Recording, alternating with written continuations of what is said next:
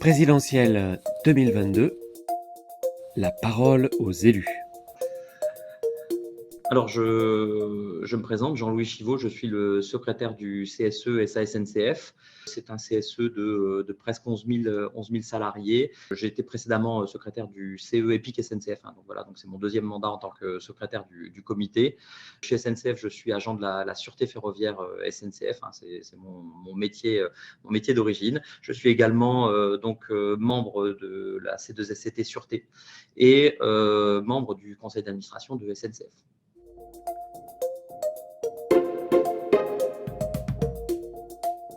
Le mandat est intense, il faut savoir allier l'économique, le social, la santé. Et c'est vrai que c'est des domaines vastes qui demandent vraiment de l'intensité dans l'activité. Ce qui m'inquiète le plus à terme, c'est l'épuisement des élus, on va dire. C'est que j'ai l'impression que les élus sont… mais même autant les élus que les directions RH ou relations sociales, c'est à flux tendu. On est vraiment sur un mandat. C'est un marathon, c'est ce que je dis un peu à mes collègues élus. On est dans un marathon de 4 ans. On est sur le dernier quart. C'est intense. Et c'est vrai que j'ai peur que cet équilibre nécessaire entre les salariés et la direction, et donc au final les IRP, ne soit plus le même le jour où malheureusement la vocation des élus ne sera plus celle-ci, parce que la fatigue aura pris le dessus et les gens ne voudront plus s'engager comme hier.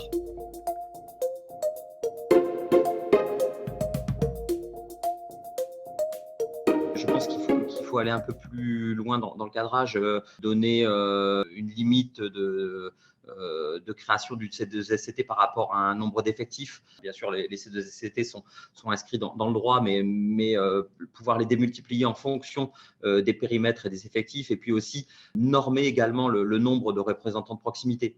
Voilà. Alors, ce n'est pas refaire ce qui était hier, parce que la volonté du gouvernement a été de le défaire. Ce fonctionnement-là risque un jour de casser le dialogue de proximité et donc perdre un peu ce thermomètre social nécessaire à l'équilibre même économique d'une entreprise. Le monde du travail ne sera plus jamais le même. Faire des mesures sanitaires, ça a été nécessaire et c'est bien. Mais maintenant, on doit en faire un bilan et on doit en faire des actions.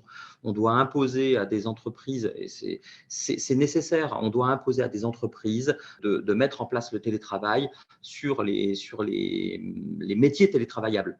Voilà, parce que c'est vrai qu'on peut comprendre la réticence de certains employeurs dans le terme télétravail. On oublie, certains employeurs pourraient oublier le mot travail, mais les chiffres sont là. Un télétravailleur est même plus productif dans cette activité-là. Donc, je pense qu'à un moment, il faut acter les choses, il faut imposer les choses.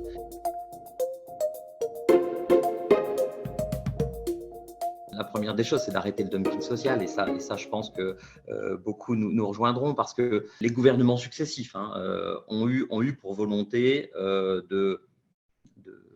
d'avoir la peau du statut des cheminots.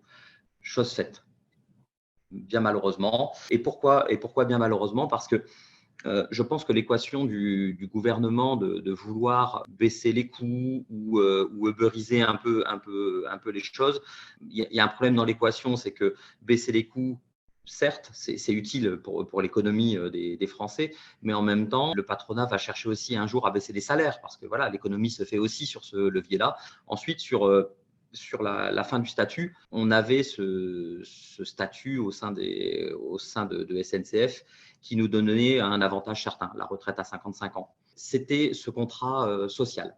Aujourd'hui, l'avantage de retraite à 55 ans n'est plus, le recrutement au statut n'est plus, et au final, maintenant, on commence à se dire on était payé moins cher au début de carrière. On avait quand même cette chance ou cette opportunité d'avoir peut-être cet ascenseur social au sein de SNCF qui était quelque chose d'intéressant, mais en même temps, on assurait une mission de service public. Le service public, c'est 7 jours sur 7, 24 heures sur 24, et c'est cher aux Français. Le service public est cher aux Français. On peut parfois, j'entends grogner contre les cheminots qui font grève, mais on a été aussi les précurseurs de grands combats et de grandes avancées sociales aussi. Et mine de rien, souvent on a arpenté la rue quand d'autres ne pouvaient pas se permettre de le faire. Et moi, je tiens à le souligner aussi. Mais c'est vrai qu'aujourd'hui, on est toujours payés. On a quand même des gens qui, dans la grille de salaire, commençaient quand même en dessous du SMIC. C'était comme ça, voilà. Mais c'était le contrat social qui nous liait. On avait ce désavantage-là au départ, mais on avait un calcul plus favorable de la retraite et un départ à 55 ans. Aujourd'hui, on est à l'équilibre du privé, sauf que le privé aujourd'hui paye plus. Pourquoi? Parce qu'il va acheter des compétences des gens formés immédiatement au détriment de SNCF. Donc aujourd'hui, on a des gens, je crois pouvoir dire aujourd'hui qu'on bat des records de démission.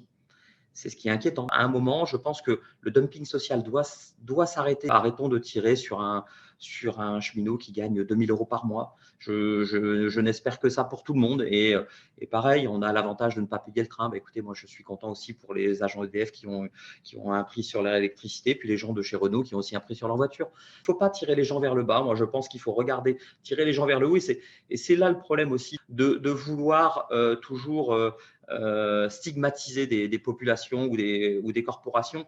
Je trouve que c'est pas comme ça qu'on arrive à des choses saines pour l'avenir, surtout dans le climat social dans lequel on est.